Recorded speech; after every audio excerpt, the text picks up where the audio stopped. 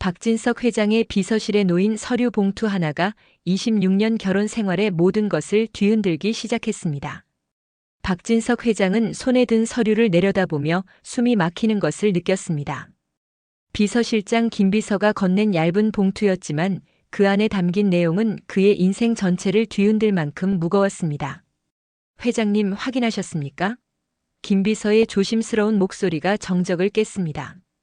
진석은 대답 대신 다음 장을 넘겼습니다. 페이지마다 그의 얼굴은 점점 더 굳어져 갔습니다. 지은호라는 여자. 고성애 씨가 버린 딸이 맞습니까? 네, 회장님. 사망 신고되어 있지만 실제로는 살아 있습니다. 현재 AP그룹에서 팀장으로 근무 중입니다. 진석의 손이 떨렸습니다. 멀쩡히 살아있는 아이를 버렸다는 것만으로도 충격이었는데 그게 끝이 아니었습니다. 다음 장을 넘기자 또 다른 진실이 그를 기다리고 있었습니다. 26년 전 어린 박성재를 버리고 떠나버렸다고 믿었던 전처 윤지혜.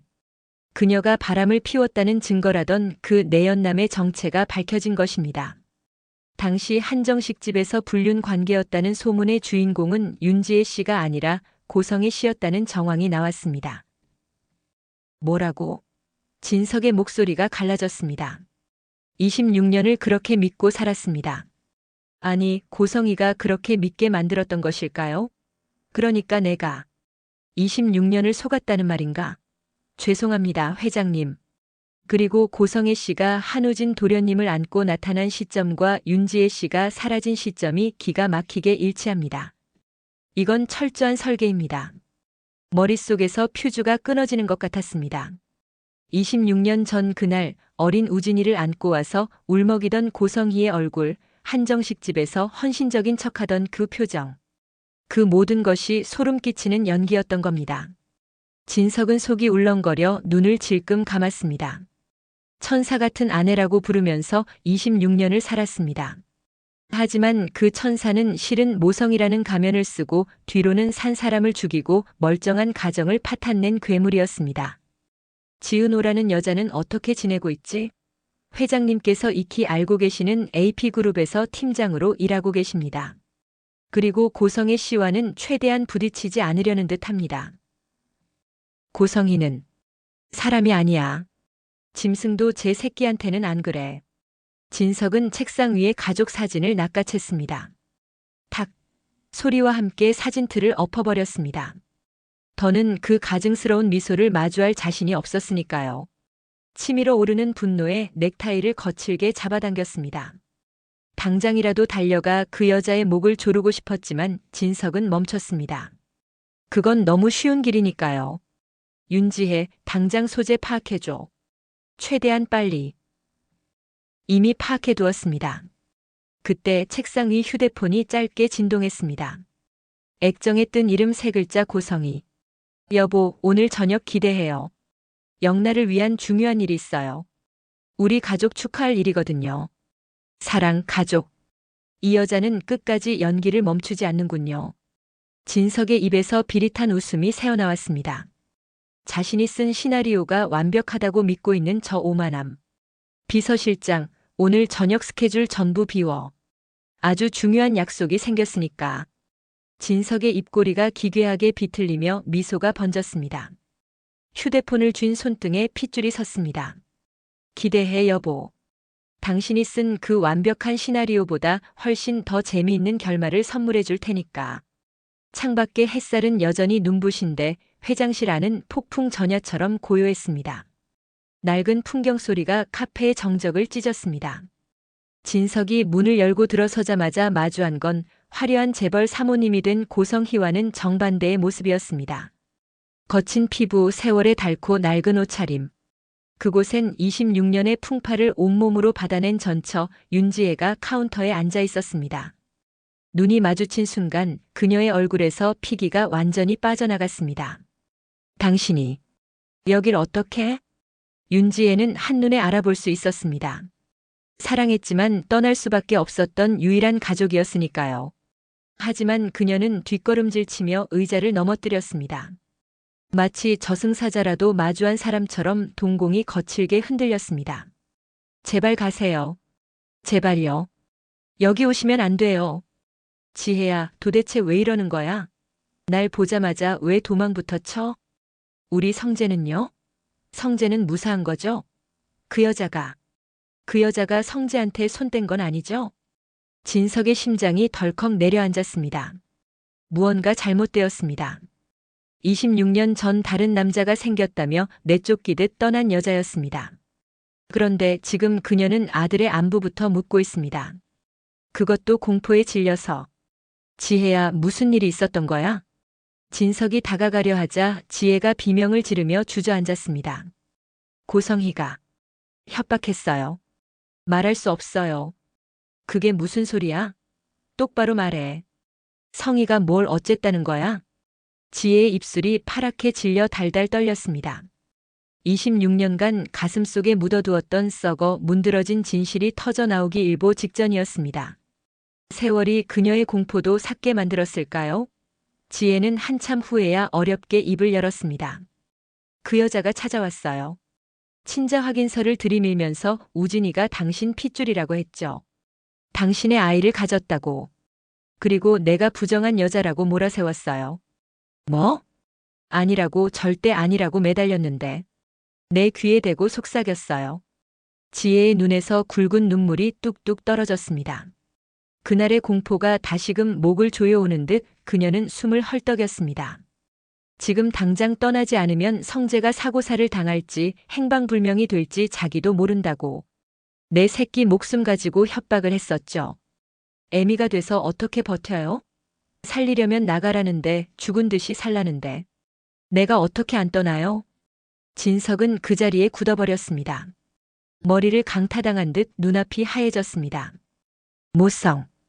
고성희가 그토록 자랑하던 그 모성이, 그것이 사실은 한 어머니를 협박해 자식과 생이별하게 만든 세상에서 가장 잔인한 흉기였다니. 성재 죽인다는 말에. 그래서 그 오명을 다 뒤집어 쓰고 나간 거야? 그 짐승 같은 협박 때문에? 네. 그러면서 그 여자가 그 얘기를 했어요. 자신의 딸도 내다 버렸다고요. 전 믿을 수밖에 없었죠. 그 여자의 민낯을. 당신은 지금도 모를 거예요. 윤지혜는 고성희가 버린 딸 지은호에 대한 이야기까지 알고 있었습니다. 지혜가 바닥에 엎드려 오열했습니다. 진석은 두 손을 뻗어 지혜의 거친 손등을 보았습니다. 갈라지고 터진 그 손이 말해주고 있었습니다. 화려한 보석을 두르고 안방을 차지한 고성희가 가짜고 이 초라한 여인이 진짜였다는 것을, 자신이 진짜를 버리고 괴물을 집 안으로 들였다는 사실을. 무릎이 꺾였습니다. 진석은 지혜 앞에 주저앉았습니다. 차마 그녀를 안을 수도 없었습니다. 자신은 그럴 자격이 없었으니까요. 미안하오 윤지혜. 내가 등신 같아서 당신을 지옥으로 몰아넣었군. 그 괴물 같은 여자를 천사인 줄 알고. 속에서 뜨거운 것이 울컥 치밀어 올랐습니다. 26년. 무려 26년입니다. 그 긴 세월 동안 성희는 자신의 옆에서 웃고 잠들고 아이들을 키웠습니다. 전처를 내쫓고 친딸을 죽은 사람으로 만들고 남의 자식을 내 핏줄로 속이면서 그 소름 끼치는 연극에 자신은 완벽한 조연이자 관객이었습니다. 분노가 슬픔을 집어삼켰습니다. 눈물이 마른 자리에 서늘한 살기가 들어찼습니다. 진석은 비틀거리는 몸을 일으켰습니다. 기다려. 내 모든 걸 걸고 제자리로 돌려놓을게. 고성희가 뺏어간 내 인생, 성재 엄마 자리. 다 찾아올게. 진석은 뒤도 돌아보지 않고 카페를 나섰습니다. 문을 닫자마자 차가운 바람이 얼굴을 때렸지만 그의 가슴 속에서 타오르는 불길은 꺼지지 않았습니다.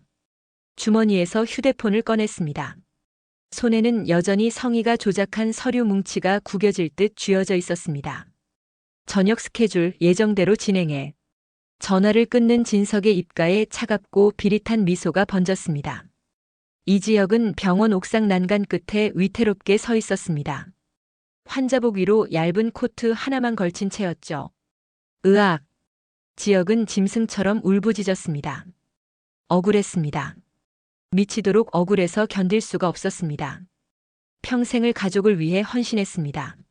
할아버지 병원비 때문에 꿈을 포기했고 집안을 일으키기 위해 자존심도 버렸습니다. 내가 뭘 그렇게 잘못했습니까? 열심히 산 죄밖에 없는데 왜 나한테만 이러냐고. 가슴을 쥐어짜는 통증이 몰려왔습니다. 심장이 찢어질 듯 욱죄어왔죠. 지역은 난간을 움켜쥐었습니다. 손가락이 하얗게 질렸습니다. 은호야. 우리 은호 어떡해? 죽음보다 무서운 건 이별이었습니다. 이제 막 사랑을 시작하려는데 그녀를 두고 가야 한다니요. 자신이 없으면 은호는 또다시 혼자가 될 겁니다. 쌍둥이 오빠를 위해 간을 내어준 그 가여운 여자가 이번엔 사랑하는 남자의 죽음을 지켜봐야 한다니. 살려주세요. 제발 살려주세요. 나 살고 싶어요. 무릎이 꺾였습니다. 쿵. 차가운 시멘트 바닥에 지역이 쓰러졌습니다. 숨을 쉴 수가 없었습니다. 시야가 흐려졌습니다. 이대로 끝인 걸까요? 지잉, 지잉. 그때 주머니 속에서 휴대폰이 요란하게 울렸습니다. 지역은 거친 숨을 몰아쉬며 힘겹게 휴대폰을 꺼냈습니다. 액정에 뜬 이름. 아버지. 아버지 전화를 받을 힘조차 없었습니다. 아니, 받을 수 없었습니다. 진동이 멈추고 이어 문자 알림음이 울렸습니다. 띠링. 지역은 흐릿해지는 눈을 비비며 액정을 확인했습니다. 지역아, 수철이한테 이야기 들었다. 어서 전화 받아, 이 녀석아. 심장이 멎는 것 같았습니다. 벌써 비밀이 들통났군요. 불효자. 끝까지 부모 가슴에 못을 박는 놈. 다음 문자를 보았을 땐 지역의 눈에서 뜨거운 눈물이 솟구쳤습니다. 지역아, 아무 걱정 마라. 내 청춘 시절 유학도 못 보내주고 고생만 시킨 게 항상 애비 가슴에 멍처럼 남아있었는데 드디어 내가 너한테 해줄 수 있는 일이 생긴 것 같구나. 지역의 입에서 신음 같은 오열이 터져나왔습니다. 문자의 의미를 깨달았기 때문입니다. 해줄 수 있는 일. 그것은 아버지의 생명이라도 내어주겠다는 뜻이었습니다. 아버지가 할 수 있다면 무엇이든 해결할게. 넌 그냥 살기만 해. 사랑한다, 내 아들. 안 돼. 아버지, 안 돼요. 지역은 휴대폰을 가슴에 품고 몸을 웅크렸습니다. 짐승 같은 울음소리가 옥상을 가득 채웠습니다. 자식을 살리기 위해 자신의 심장이라도 내어놓겠다는 아버지의 비장한 결심. 그 무거운 사랑이 지역을 짓눌렀습니다. 눈물이 빗물처럼 쏟아져 내렸습니다. 죽음의 문턱에서 마주한 것은 역설적이게도 가장 위대한 생명의 끈이었습니다.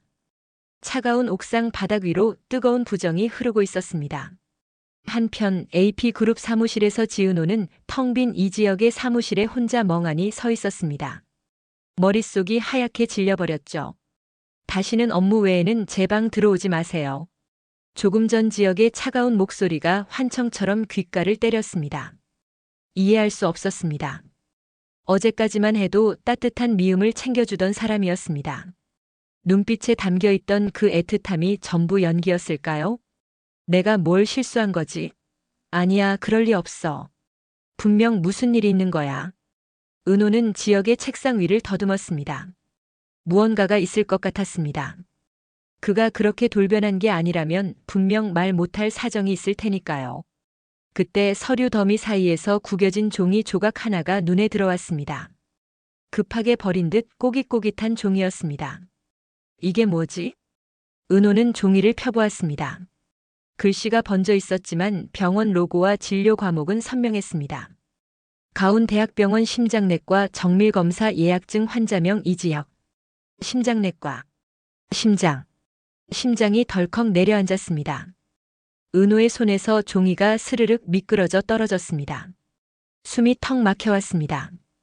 계단을 오를 때 가슴을 부여잡던 지역의 모습, 안색이 창백해지던 순간들이 주마등처럼 스쳐 지나갔습니다. 바보. 멍청이. 그래서 밀어낸 거야? 아픈 거 숨기려고. 은호의 눈에서 굵은 눈물방울이 툭 떨어졌습니다. 오직 공포만이 온몸을 휘감았습니다. 그것은 그가 사라질지도 모른다는 원초적인 공포였습니다. 며칠 후 지역의 동생 이지환이 은호를 찾아왔습니다. 형 여자친구분 되시죠? 저 이지혁 형 동생 이지환입니다. 처음 보는 지역의 동생. 그가 전해준 이야기는 은호의 세상을 송두리째 뒤흔들었습니다. 형이 심장이 안 좋대요. 의사 선생님 말이 언제 죽어도 이상할 게 없는 상태래요. 당장 이식받지 않으면 가망이 없다고. 그 순간 은호의 머릿속에서 퍼즐 조각들이 맞춰졌습니다. 왜 지역이 갑자기 자신을 차갑게 밀어냈는지, 왜 눈도 마주치지 않으려 했는지, 왜 모진 말로 상처를 주며 밀어내려고 했는지. 난 그런 줄도 모르고. 나 때문인 줄 알았는데. 내가 부족해서 내가 짐이 되어서 싫어진 줄 알았는데. 사무실의 소음이 멀어졌습니다. 은호의 귓가에는 지역의 차가웠던 목소리 대신 그의 따뜻했던 심장 소리만이 환청처럼 들려왔습니다. 혼자서 얼마나 무서웠을까?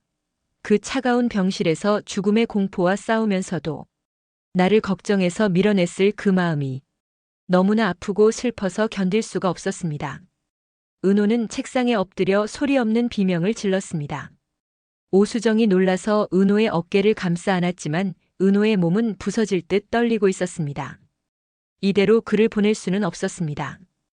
고성이가 자신의 친모라는 사실, 그녀가 자신을 버렸다는 사실, 그 모든 끔찍한 진실들이 주는 고통조차 지금 지역을 잃는 슬픔에 비하면 아무것도 아니었습니다.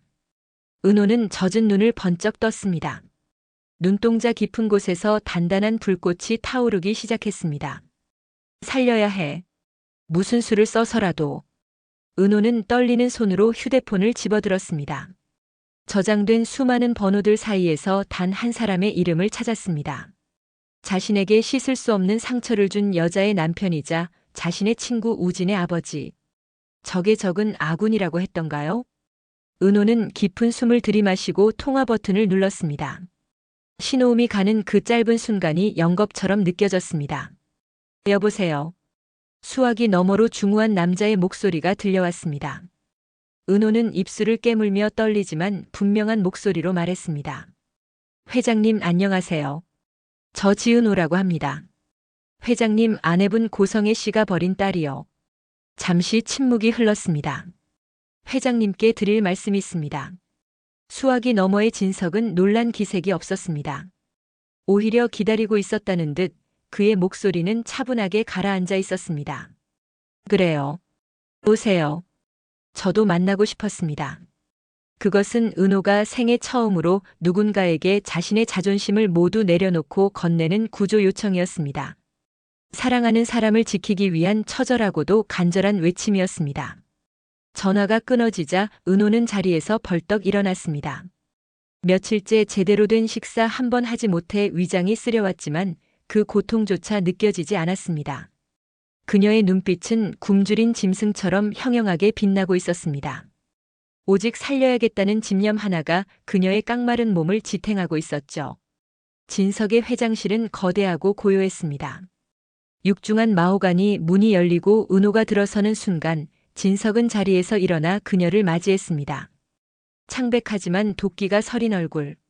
그 얼굴에서 진석은 자신의 아내 고성희의 젊은 시절을 보았고 동시에 자신의 아들 우진을 살려준 은인의 얼굴을 보았습니다. 기구한 운명의 장난 앞에 진석의 가슴 한구석이 묵직하게 내려앉았습니다. 어서 와요, 성의 딸.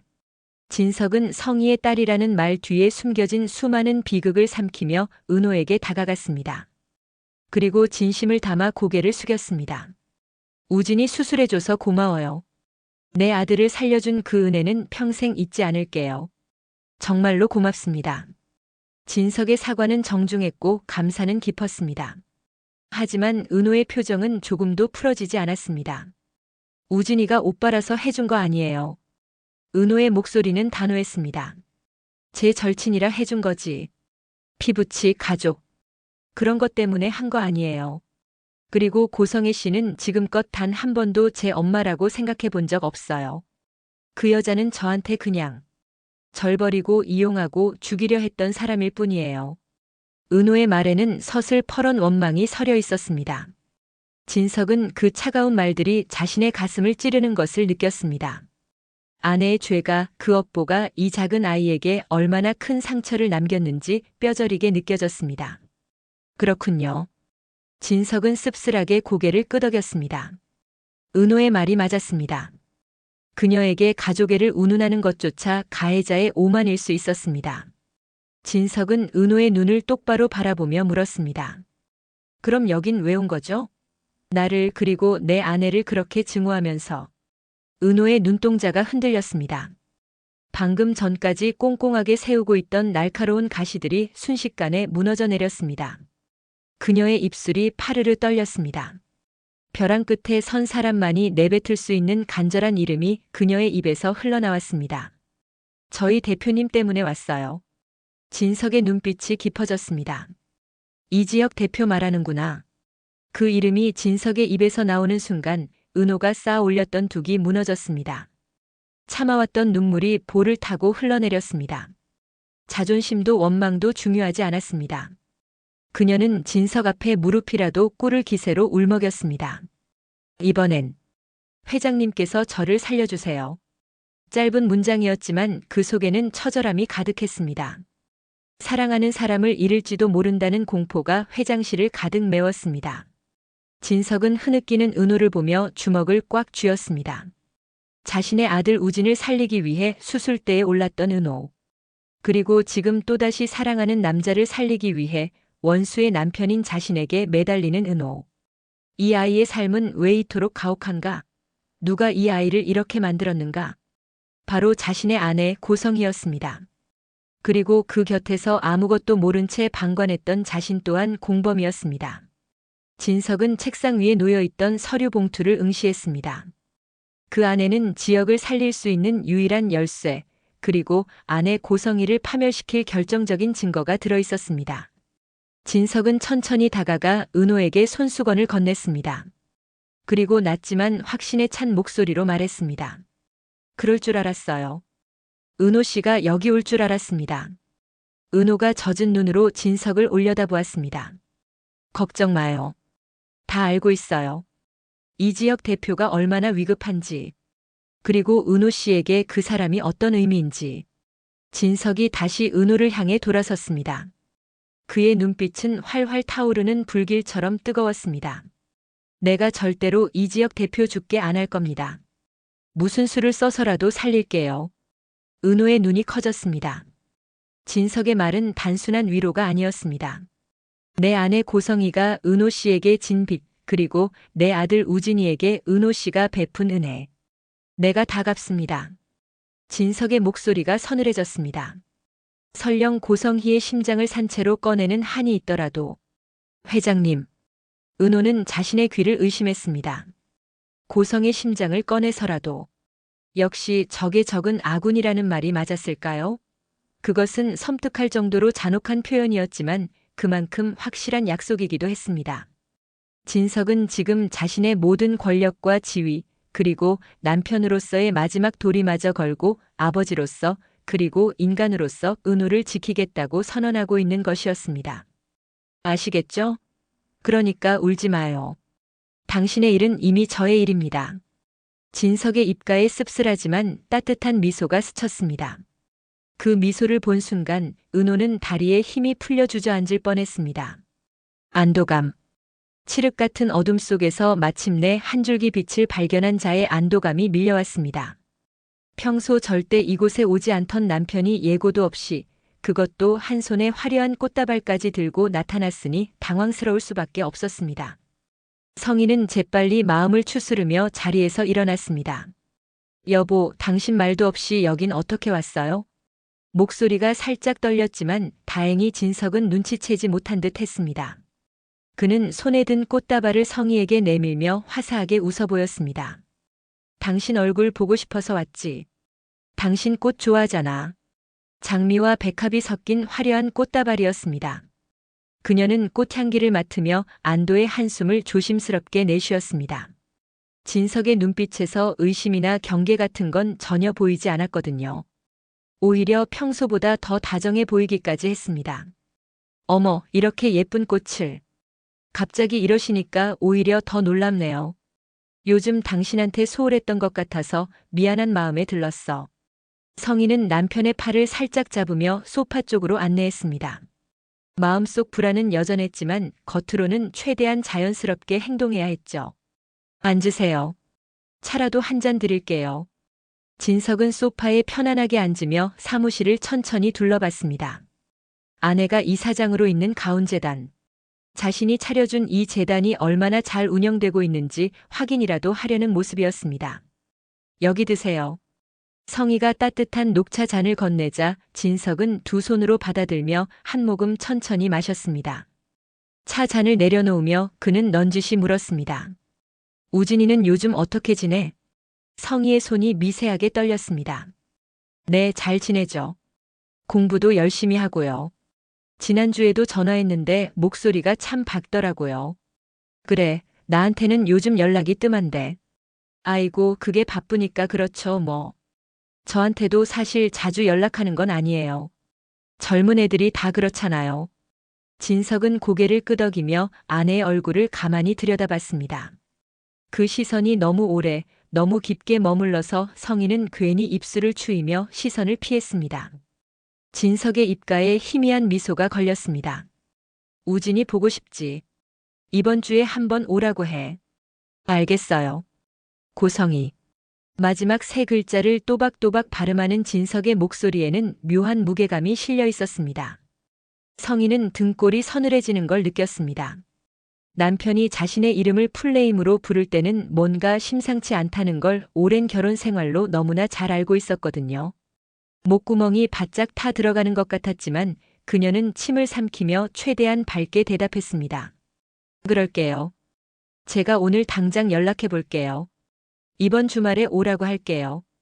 진석은 그 대답을 끝으로 천천히 자리에서 일어났습니다. 마치 우진 이야기를 하러 온 것처럼. 난 이제 회사 들어가 볼게. 성재 녀석이 할 말이 있대.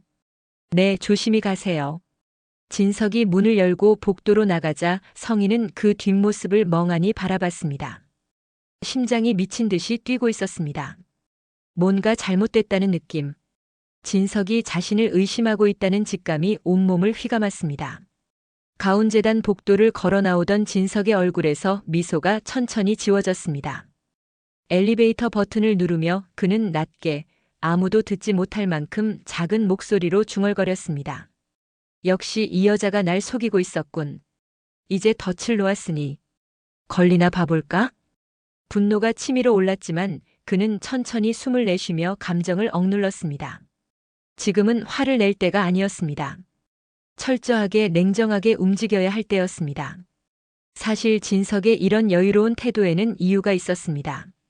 그가 가운재단을 찾아오기 1시간 전 이미 모든 준비는 끝나 있었죠. 가운재단에서 두 블록 떨어진 조용한 커피숍 2층에서 한 편의 거래가 이루어지고 있었습니다. 내가 아는 거 전부 싹 다 털어놔. 박진석 회장 맞은편에는 고성희의 신복 김 실장이 얼굴이 새하얗게 질린 채 앉아 있었습니다. 잔을 들어 올리려다가 물을 쏟을까봐 다시 내려놓기를 반복했습니다. 고성의 이사장의 명령과 박진석 회장의 압박 사이에서 그녀는 완전히 궁지에 몰려 있었습니다. 지금 선택할 시간이야. 계속 그 여자 편을 들 거야? 아니면 살아남을 거야? 선택은 내가 하는 거고 결과도 내가 책임지는 거야. 김 실장은 떨리는 목소리로 거의 속삭이듯 입을 열었습니다.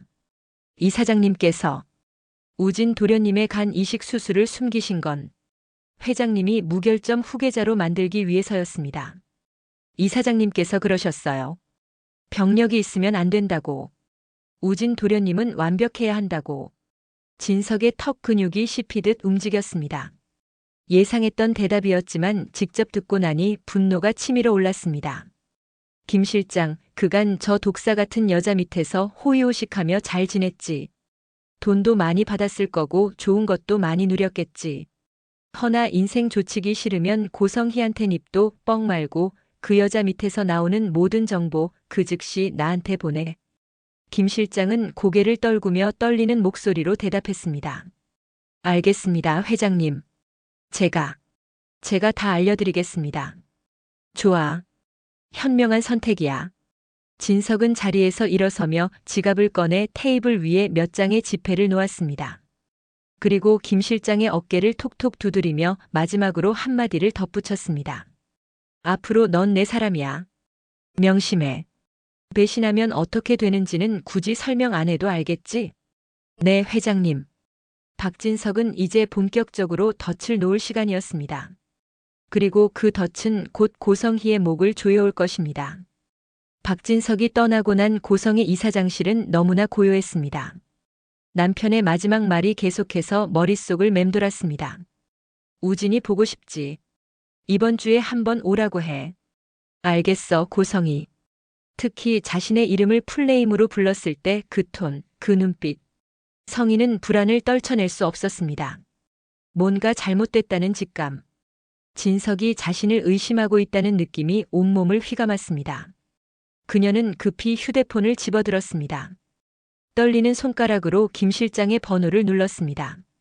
실장, 지금 당장 부산으로 내려가. 우진이를 찾아야 해. 빨리. 알겠습니다, 이사장님. 최대한 빨리가 아니라 지금 당장. 오늘 안에 소재 파악해서 보고해. 전화를 끄는 성희는 가방을 들고 재단을 나섰습니다. 우진의 소재를 즉시 파악할 수 있는 방법은 하나뿐이었죠. 성희는 알고 있었습니다. 은호를 설득하기 위한 가장 효과적인 장소가 어디인가를. 분명 은호는 자기 가족을 지키기 위해 내게 알려줄 수밖에 없을 거라고. 성희는 운전대를 잡고 순이의 식당으로 향했습니다.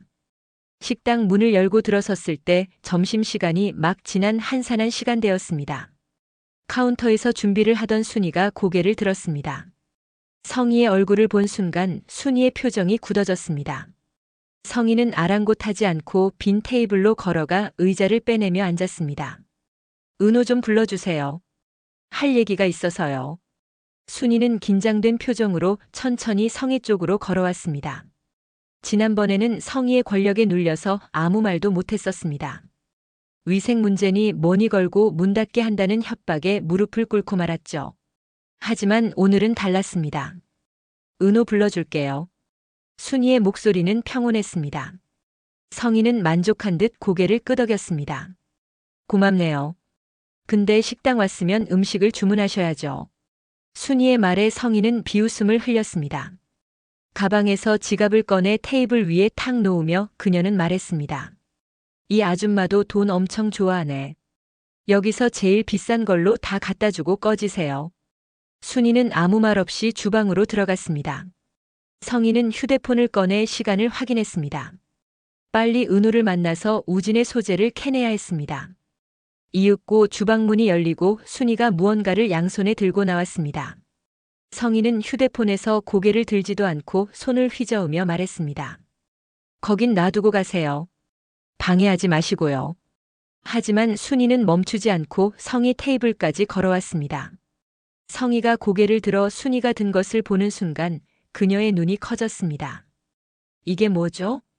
투명한 플라스틱 통 안에 하얗게 담긴 것은 음식이 아니었습니다. 소금이었습니다. 굵은 소금이 가득 담긴 통을 순이는 두 손으로 들고 있었습니다.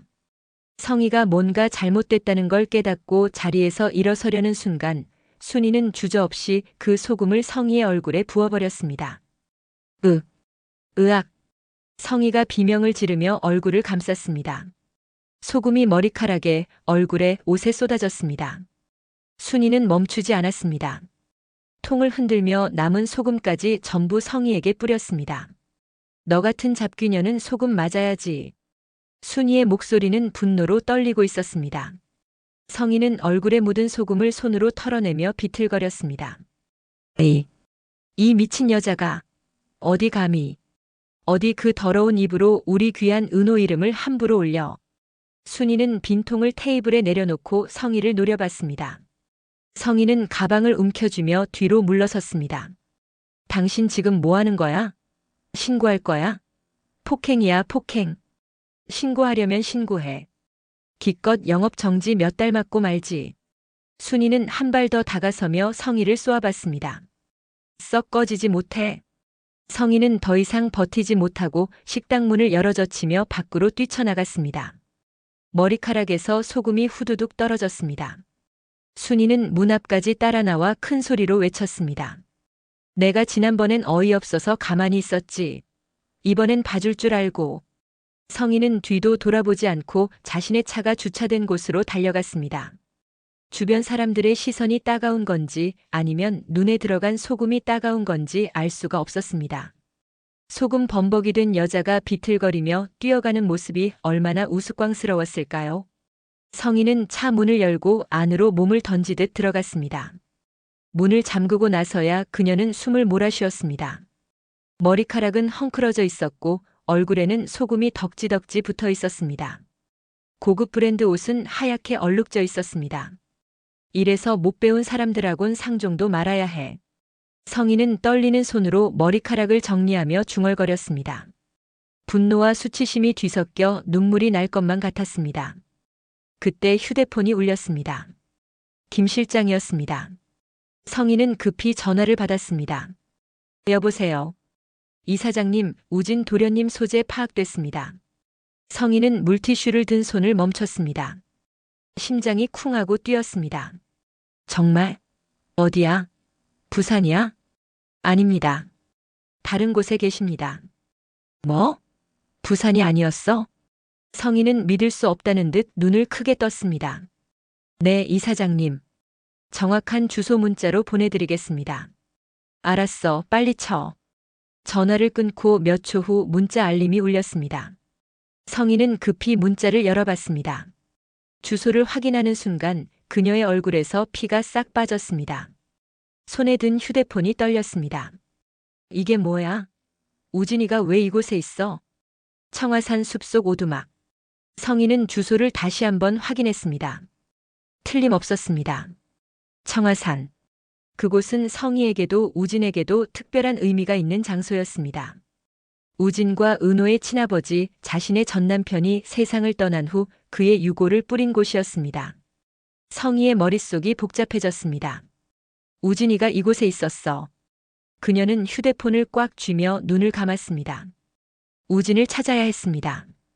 빨리 데려와서 말을 맞춰야 했습니다. 그래야 진석에게 들키더라도 변명은 할 수 있으니까요. 차를 출발시키며 그녀는 룸미러로 자신의 모습을 다시 한번 확인했습니다. 소금을 대충 털어냈지만 여전히 머리카락이 엉망이었습니다. 하지만 지금은 그럴 여유가 없었습니다. 우진이 먼저였습니다. 차는 시내를 벗어나 외곽으로 향했습니다. 운전하는 내내 성인은 우진에게 할 말을 머릿속으로 정리했습니다. 어떻게 설득할지, 어떤 말로 우진의 마음을 돌릴지 계산했습니다. 우진을 키우며 그녀가 가장 잘하는 것은 바로 가스라이팅이었습니다. 우진은 착했습니다. 엄마의 말을 잘 들었습니다. 이번에도 그럴 거라고 성인은 믿었습니다. 1시간 정도 달렸을까요? 차는 청화산 자락의 비포장도로로 접어들었습니다. 울퉁불퉁한 길을 지나 숲속 깊은 곳으로 들어가자 오래된 오두막이 보였습니다. 입구에는 김 실장의 차가 먼저 와 있었습니다. 성인은 차를 세우고 내렸습니다. 그리고 오두막 쪽으로 걸어갔습니다. 하지만 그녀는 꿈에도 몰랐습니다. 이곳이 자신의 26년 거짓 인생이 종말을 맞이하는 처형장이 될 줄은. 나무 계단을 올라 문을 열자 작은 마루에 평상이 하나 놓여 있었습니다. 그 위에 우진이 책을 읽고 있었습니다. 등을 보이고 앉아있던 우진이 인기척에 고개를 돌렸습니다. 어머니. 성희를 본 순간 우진의 표정은 아무런 감정도 드러내지 않았습니다. 놀라지도 반갑지도 않은 듯한 무표정이었죠. 성희는 최대한 다정한 목소리로 말했습니다. 우진아, 이제 방황 다 했으면 그만 돌아가야지. 오두막 마루에 올라서며 최대한 애절한 표정을 지었습니다. 우진이 책을 덮고 천천히 몸을 돌렸습니다. 어머니를 마주본 그의 얼굴에는 여전히 아무런 감정도 드러나지 않았습니다. 성인은 한 걸음 더 다가서며 떨리는 목소리로 말을 이었습니다. 우진아, 아직도 모르겠어? 이 엄마는 너 없으면 죽어. 못 살아. 우진은 평상 끝에 앉은 채 어머니를 물끄러미 바라봤습니다. 네, 엄마. 안 그래도 오늘 들어가려고 했어요. 성희의 얼굴이 환해졌습니다. 역시 우진이었습니다. 착한 아들. 엄마 말을 잘 듣는 아들. 그녀는 안도의 한숨을 내쉬며 우진에게 손을 내밀었습니다. 그러니 잘 됐다. 어서 엄마 차로 가자. 우진은 자리에서 일어났습니다. 책을 옆구리에 끼고 평상에서 내려오며 그는 차분하게 말했습니다. 아, 엄마. 그런데 저 탈차 있어요. 성희의 손이 공중에서 멈췄습니다. 뭔가 이상했습니다. 우진의 목소리가 너무 담담했습니다. 우진아, 너 혹시 은호가 준 10억으로 차부터 산 거야? 아니요. 그 돈은 그대로 있죠. 제 차 말고요. 그럼 무슨 차? 성인은 우진의 표정을 살폈습니다. 그런데 이상했습니다. 아들의 눈빛이 예전과 달랐습니다. 데리러 온 사람이 있거든요. 우진의 말에 성인은 미간을 찌푸렸습니다. 데리러 온 사람? 누가 우진을 데리러 온다는 말인가요? 성인은 뒤돌아 오두막 입구를 바라봤습니다. 김 실장만 차 옆에 서 있을 뿐 다른 사람은 보이지 않았습니다. 그때였습니다.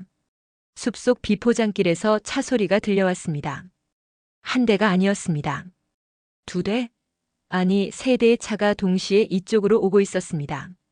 뭐지? 성인은 본능적으로 뭔가 잘못됐다는 걸 느꼈습니다. 심장이 쿵쾅거리기 시작했습니다. 차들이 멈추고 문이 열렸습니다. 가장 먼저 내린 사람은 박진석이었습니다. 성인은 그 순간 다리에 힘이 풀려 비틀거렸습니다. 우진이 재빨리 어머니의 팔을 붙잡아 넘어지지 않게 했습니다. 진석의 뒤를 이어 박성재가 내렸고 그 다음엔 지은호가 내렸습니다. 세 사람 모두 성희를 바라보고 있었습니다. 특히 진석의 눈빛은 얼음처럼 차가웠습니다. 아니, 당신이 어떻게? 성희의 목소리는 떨렸습니다. 입술이 바짝 말라 제대로 말이 나오지 않았습니다. 진석은 천천히 오두막 쪽으로 걸어왔습니다. 성재와 은호도 그 뒤를 따랐습니다.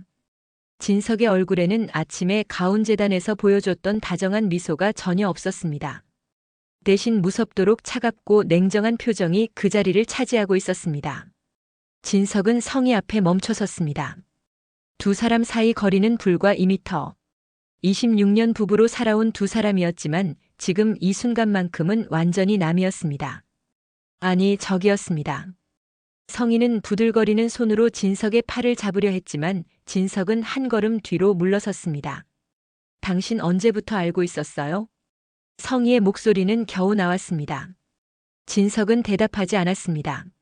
대신 김 실장 쪽을 바라봤습니다. 입구에 서 있던 김 실장이 고개를 숙이며 천천히 걸어왔습니다. 성희는 그제야 모든 걸 깨달았습니다. 김 실장이 자신을 배신했다는 것을. 실장, 너. 성희의 목소리에 배신감이 묻어났습니다. 김 실장은 고개를 들지 못한 채 성희를 지나쳐 진석 앞에 섰습니다. 진석은 김 실장의 어깨를 가볍게 두드리며 말했습니다. 그래, 데리러 오느라 수고했어. 가봐. 김 실장은 작게 대답하고 황급히 자신의 차로 향했습니다. 차 시동 소리가 들리고 이내 멀어져 갔습니다. 성희는 그 모습을 멍하니 바라보다가 진석을 똑바로 쳐다봤습니다. 진석은 성희를 내려다보며 입을 열었습니다. 고성희. 이름을 부르는 그 목소리에는 어떤 감정도 담겨 있지 않았습니다. 성희는 무릎이 꺾이는 걸 느꼈습니다. 더 이상 버틸 수가 없었습니다. 그녀는 그 자리에서 무릎을 꿇었습니다. 양손으로 땅을 짚으며 그녀는 고개를 들어 진석을 올려다봤습니다. 여보, 당신이 우진간 이식 숨긴 거 다 알아. 진석의 말에 성희는 입술을 깨물었습니다. 눈가가 뜨거워지며 눈물이 고였습니다. 여보, 나 왜 숨겼는지도 알아. 무결점 후계자. 그거 만들고 싶었던 거지. 성희는 대답할 수 없었습니다. 진석의 말이 정확했기 때문입니다. 그리고 우진이 쌍둥이 동생은 어디 갔어? 성희의 얼굴이 창백해졌습니다. 입술이 바들바들 떨렸습니다. 옆에 서 있는 은호를 힐끔 쳐다보고는 다시 진석을 봤습니다. 그건 가난해서 버렸다고 하던가 아니면 돈 때문에 버린 건가? 어느 쪽이지? 진석의 말에 성희는 눈을 크게 떴습니다. 그것까지 알고 있었습니다. 그녀는 완전히 무너졌습니다. 더 이상 숨길 게 없었습니다. 성희는 고개를 떨구고 흐느꼈습니다. 맞아요. 나 천하의 나쁜 년 맞아요. 성희는 무릎을 꿇은 채 진석의 바지가랑이를 붙잡았습니다. 가난이 절 이렇게 만들었어요. 은호랑 우진이 둘 다 데리고 키웠으면 누가 저한테 밥 먹여줄까요? 진석은 성희를 내려다봤습니다. 움직이지도 대답하지도 않았습니다. 성희는 더욱 목을 놓아 울며 말을 이었습니다. 안 그랬어요. 당신 말고는 아무도 저 쳐다도 안 봤다고요. 전 그냥 당신 사랑해서 그리고 가난해서 그런 죄뿐이에요. 그녀는 진석의 바지 가랑이를 더욱 세게 붙잡았습니다. 손가락 마디가 하얗게 질릴 정도로 힘을 주었습니다. 여보, 그냥 절 죽이세요. 당신이 원하는 거면 그렇게 하세요. 저는 당신이 내치면 길바닥에서 죽을게요. 진석은 한참을 가만히 서 있었습니다. 성희의 울음소리만 숲속에 울려 퍼졌고 새소리도 바람소리도 모두 멈춘 것처럼 고요했습니다. 진석은 천천히, 아주 천천히 성희 손을 떼어냈습니다. 마치 역겨운 벌레를 떼어내듯 조심스럽게 손가락 하나하나를 풀어냈습니다. 그리고 한 걸음 뒤로 물러서며 입을 열었습니다. 역시 당신의 생존 능력은 대단해. 가스라이팅 하는 학원이라도 다녔나? 연기가 정말 자연스럽던데. 여보. 하지만 더 이상 안 통해. 진석의 목소리는 단호했습니다. 성희는 다시 한번 진석의 발치에 엎드렸습니다. 제발. 제발요. 한 번만 용서해 주세요. 당신 날 모르는 건 아니겠지? 난 한 번 배신한 사람은 절대 용서하지 않아. 절대로. 성희의 온몸이 얼어붙었습니다. 마치 극한의 추위 속에 내던져진 것처럼 온몸이 떨렸습니다. 진석은 잠시 하늘을 올려다봤다가 다시 성희를 내려다보며 마지막 선고를 내렸습니다. 당신 이곳에 내려오는 동안 변호사 통해서 당신 비밀 금고랑 내 회사에서 빼돌린 돈, 내가 차려준 가온재단 수익금 전액 압류 걸어놨으니까. 이제부터 그 죗값을 치르길 바래. 성희는 입을 벌린 채 진석을 바라봤습니다. 말이 나오지 않았습니다. 진석은 잠시 멈췄다가 덧붙였습니다. 정원하면 내가 반지 하방 하나는 얻어줄까? 다시 처음으로 돌아가서 혼자 잘 살아보길 바래. 성희는 그 말을 듣는 순간 모든 힘이 빠졌습니다. 26년 동안 쌓아온 모든 것, 가온재단 이사장 자리, 회장 부인이라는 지위, 비밀 금고에 숨겨둔 돈까지 전부 사라졌습니다. 단 하루 만에 그녀는 빈털터리가 되었습니다. 진석은 성재와 은호를 보며 고개를 끄덕였습니다. 가자. 그리고 마지막 경고를 덧붙였습니다. 그리고 경고하는데 혹시라도 앙심 품고 은호 씨나 그 식당 근처에 얼씬거렸다간 바로 구속이야. 당신이 가온재단에서 빼돌린 비자금 내역, 그리고 멀쩡한 딸 사망 신고에서 호적 세탁한 공문서 위조 증거들 이미 내 변호사한테 넘겨놨어. 내 얼굴에 먹칠하기 싫어서 조용히 넘어가는 건데 그 사람들 털끝 하나라도 건드리면 그 즉시 검찰에 접수될 거야. 감방에서 썩기 싫으면 쥐 죽은 듯이 살아. 알겠어? 진석은 그렇게 선고한 후 성재와 은호, 그리고 우진과 함께 차로 향했습니다. 성희는 땅바닥에 주저앉은 채 그들이 떠나는 모습을 지켜봤습니다. 차 시동 소리가 들렸고 천천히 멀어져 갔습니다. 한 대, 두 대, 세 대. 그렇게 모두 떠났습니다. 성희만 오두막 앞에 무릎 꿇은 채 남아 있었습니다. 혼자 남겨진 고성희의 곁에는 아무도 없었습니다. 아니, 그곳은 그녀가 한때 가장 가까운 사람이 있던 곳이란 걸 깨달았습니다. 이곳은 전 남편의 유고를 뿌린 곳이었죠. 가난했지만 자신을 사랑했던 남자, 병들어 죽어가면서도 아이들 걱정만 했던 남자. 성희는 계단에 팔꿈치를 괴고 얼굴을 감쌌습니다. 눈물이 흘렀습니다. 이번엔 연기가 아니었습니다. 진짜 눈물이었습니다. 결국 당신한테 왔네. 성희는 허공을 향해 중얼거렸습니다. 바람이 숲을 지나가며 나뭇잎을 흔들었습니다. 마치 누군가 대답하는 것처럼 느껴졌습니다. 미안해. 당신 그렇게 보내서. 그녀는 고개를 떨구고 한참을 그렇게 앉아 있었습니다. 주머니에서 휴대폰을 꺼냈는데 화면에는 수십 통의 부재중 전화와 수많은 문자 메시지가 쌓여 있었습니다. 재단 직원들, 지인들, 사교 모임 사람들. 모두 무슨 일인지 궁금해하며 연락을 해왔습니다. 성희는 휴대폰을 꺼버렸습니다. 더 이상 고성희라는 이름은 아무 의미가 없었습니다. 가온재단 이사장도 박진석 회장의 부인도 아니었습니다. 그녀는 다시 처음으로 돌아왔습니다. 아무것도 없던 그 시절로. 성희는 하늘을 올려다보며 쓸쓸하게 웃었습니다. 웃음인지 울음인지 구분할 수 없는 소리가 숲속에 퍼져나갔습니다. 26년. 무려 26년을 거짓으로 살았습니다. 한 여자를 협박해 쫓아내고 친딸을 사망 신고하고 남의 자식을 내 핏줄로 속이고 욕망으로 쌓아올린 화려한 성이었습니다. 하지만 결국 탐욕으로 쌓아올린 그녀의 성은 모래성처럼 무너져 내렸습니다. 한편 차 안에서 진석은 창밖을 바라보며 깊은 한숨을 내쉬었습니다. 복수는 달콤했지만 동시에 씁쓸했습니다. 26년을 함께 산 여자였습니다. 비록 거짓이었지만 그 세월이 완전히 무의미한 것만은 아니었습니다. 하지만 선택해야 했습니다. 거짓된 평화를 유지할 것인가 아니면 진실을 마주할 것인가. 진석은 후자를 선택했습니다. 뒷좌석에 앉은 은호는 조용히 눈물을 흘리고 있었습니다. 그녀를 버린 친모의 몰락을 목격한 것은 기쁨이 아니라 슬픔이었습니다. 괜찮아요? 성재가 조심스럽게 물었습니다. 네, 괜찮아요. 은호는 눈물을 닦으며 대답했습니다. 하지만 그녀의 마음속에는 복잡한 감정들이 소용돌이쳤습니다. 그리고 우진은 창밖을 바라보며 조용히 생각에 잠겨 있었습니다. 26년을 엄마라고 부르며 살았던 여자. 그 여자의 진짜 얼굴을 알게 된 지금 그는 무엇을 느껴야 할지 알 수 없었습니다. 차는 서울로 향했습니다. 그리고 그들이 떠난 청화산 오두막에는 빈털터리가 된 한 여자만이 남아 있었습니다. 해가 서쪽으로 기울기 시작했습니다. 오두막 주변의 그림자가 길게 드리워졌습니다. 성인은 천천히 자리에서 일어났습니다. 비틀거리는 걸음으로 오두막 안으로 들어갔습니다. 먼지가 쌓인 작은 방. 낡은 이불 하나. 이제 그녀에게 남은 건 이것뿐이었습니다.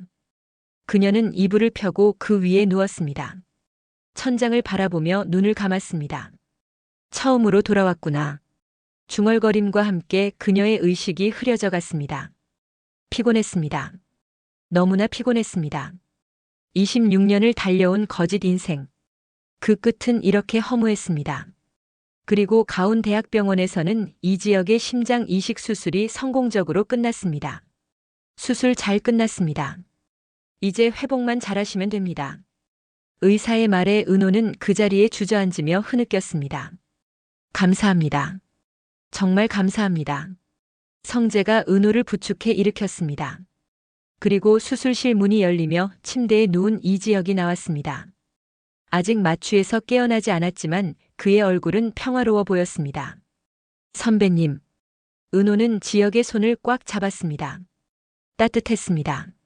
살아있는 온기였습니다. 고마워요, 선배님. 살아줘서. 돌아와줘서. 진석은 멀리서 그 모습을 바라보았습니다. 그의 입가에 희미한 미소가 번졌습니다. 잘했어, 박진석. 이번만큼은. 잘했어. 자신에게 말하듯 중얼거렸습니다. 그렇게 긴 하루가 저물어 갔습니다. 어떤 사람에게는 새로운 시작의 날이었고 어떤 사람에게는 모든 것이 끝나는 날이었습니다. 그리고 청화산 오두막에서 홀로 잠든 고성이는 꿈을 꾸었습니다. 가난했지만 행복했던 그 시절, 병든 남편과 어린 쌍둥이와 함께 웃고 울던 그날들을, 욕심을 부리지 않았다면, 사랑에 만족했다면, 진실하게 살았다면. 하지만 이미 늦었습니다. 선택의 결과는 돌이킬 수 없었습니다. 빈털터리가 되어 숲속에 홀로 남겨진 고성이. 그녀에게 남은 건 속죄뿐일까요? 아니면 또 다른 원망일까요? 과연 자신의 죄는 용서받을 수 있을까요? 탐욕으로 쌓아올린 모래성은 결국 무너졌고 진실은 언제나 빛을 보게 됩니다. 여러분이라면 고성희의 선택을 이해하시겠습니까? 아니면 용서할 수 없으신가요? 그리고 박진석의 복수는 정당했을까요? 오늘 이야기가 마음에 드셨다면 구독과 좋아요 부탁드립니다. 여러분의 의견을 댓글로 남겨주세요. 감사합니다.